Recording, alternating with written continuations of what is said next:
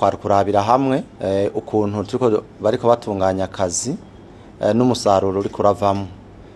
Nibo bahejeje bonyene twabahaye icigwa yaho bonyene baravye ingingo zisanzwe zibarekurira gutoza amakori uko uno munsi vyifashe. Ngira ngo namwe mwabibonye twasanze hari ingingo zitari zike zitariko zirakora ku rubuga. Nyinshi wasanga amakori amaze gutozwa ari 40, 50 cyangwa 60 kwijana. Aho tuvuga nk'amakori ategeza gutozwa ku bantu bafise amakioski byo badandariza mu makioski, igice kimwe kikaja muri OBR ikindi kaja mu makomine. Twabonye kandi itagisi inyongera agaciro nayo nyene yuko itariki iratozwa neza kandi ifise uruhara runini mu makori yose atozwa mu gihugu, novuga hafi ica gatatu. Twabonye kandi yuko hari n'amatagisi atozwa ku nzu ziba ziriko zirubakwa, ku mabarabara ndetse no mu bunywero usanga abategeza kuronka impusha ndetse n'abaduzi ibiciro ugasanga babiduza uko bashatse kandi amategeko afise icategekanya, barengeje bakaba bafise amategeko ashobora kubahana.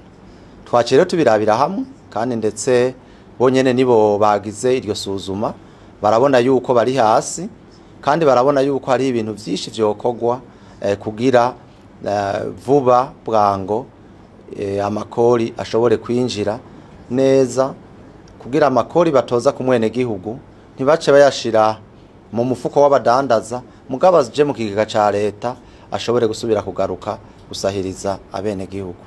Twabonye nivyo yuko ibizobagora natwe nk'indongozi tuzoheza tukababa hagufi ndetse n'izindi n'ayandi n'ubundi bushikiranganji ibindi bisata atwovuga nk'ibisata vy'intwaro bishobora bizosaba ko bifata cyane bije imbere bigafasha cyane mu gufasha gutoza aya makori.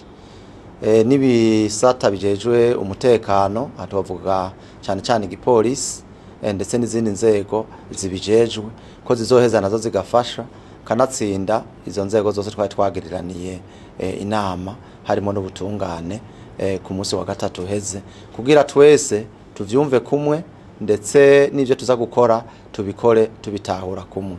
Mugabo kandi twabonye yuko abakozi bo muri OBR nibo bategerezwa kuja imbere, nibo bategerezwa kuja imbere akaba aribo baheza bakarondera izo zindi nzego, na cyane cyane bavuga bati ubanda ni wabanduruki.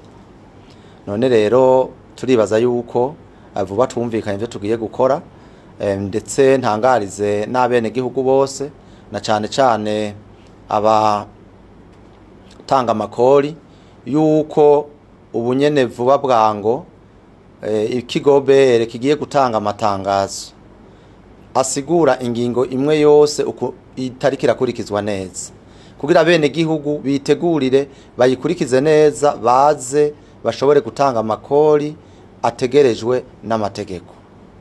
Natwe naho vuba tubabwire kandi abo bene gihugu yuko ndetse nabo badandaza bose yuko inyuma y'indwi tuzoheza tugafata ingingo turekurirwa n'amategeko kugira dushobore gukingira umwene gihugu atanga ikori rikongera rikamugarukako.